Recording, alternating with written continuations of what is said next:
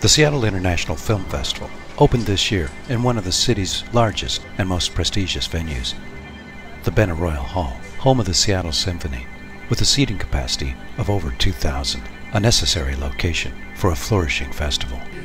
What floor do we go to? M.K. Scott and his crew from Our View arrived early to assemble with the press corps gathered to cover the event.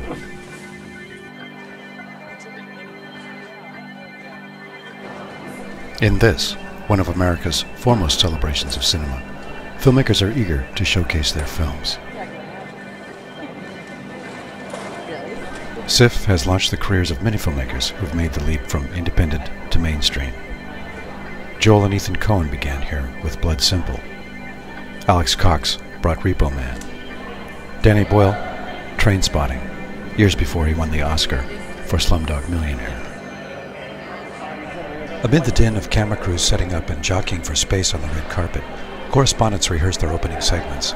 Our View's Nikki Lee Taylor. Hi, Nikki Lee Taylor here with Our View. Welcome to the 2010 Seattle International Film Festival. We started all right off here at the opening night gala. We have a special presentation of The Extra Man starring Kevin Kline. He stars as a down-and-out playwright who squires wealthy women. Chad Bystrom, our cameraman, caught it all on tape and more as the celebrity crowd began to gather. Also starring as Katie Holmes, John C. Reilly, and Alicia Goranson. So tonight we have special appearances by Paul Dano, Alicia Goranson, and even the mayor. So keep it tuned right here.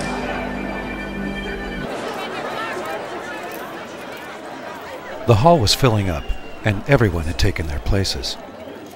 Space was limited, and anyone without the proper credentials was out of luck. The senior staff of SIFF were the first to make an appearance. The board of SIFF and their entourage. It's right in there. That's the mayor, Mike McGinn, and that's Carl Spence. They were followed by board director Carl Spence and Seattle's mayor Mike McGinn. Who are you wearing? It was all so strange to have this parade of familiar faces, people we only knew from television and the movies, there in the open to answer our questions. Nikki leaned in and gave it a shot.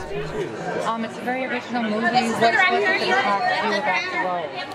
Yes, Mr. Dano, please tell us about your role. It's a great part, and my character Louis Ives has this really wonderful balance of on the outside being somebody who dresses up and puts on something hopeful, but on the inside sort of feels unlovable and doesn't really know his place. And it's just a really unique world that the movie exists in. And got to work with Kevin Kline and John C. Reilly, and I like Bob and Sherry's film American Splendor a lot, so a good group of people to be with. Thank you so much. I'm looking forward to seeing you. Good. All right.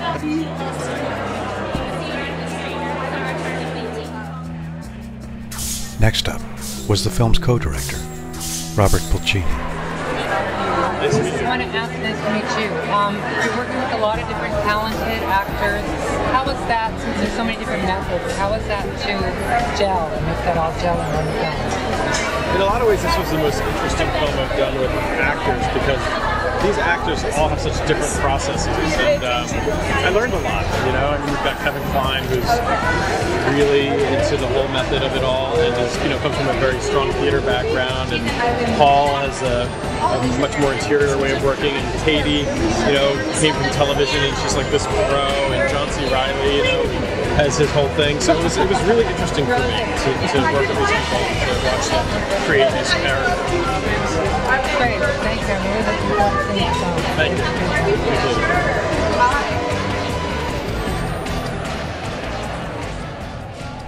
Alicia Goranson, who played Becky Connor on television's Roseanne.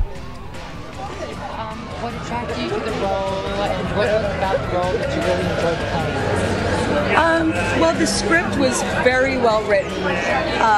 Jonathan Ames is based on a novel by Jonathan Ames, and Sherry and Bob adapted it and worked with the script. But it was just very intelligent. I was in the movie Boys Don't Cry, and I would say that aside that script, this was one of the, definitely up there with the more intelligent scripts I've read.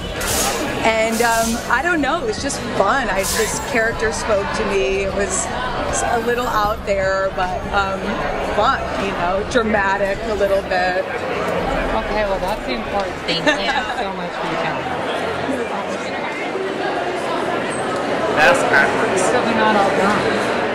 No, just a little tiny. The red carpet interviews were wrapping up, and the Benaroya was pouring drinks and pumping music as the crowd filed into the Mark Taper Auditorium. Never had an opening night for the Seattle International Film Festival played to such a capacity crowd. 2,500 in all, and not an empty seat in the house.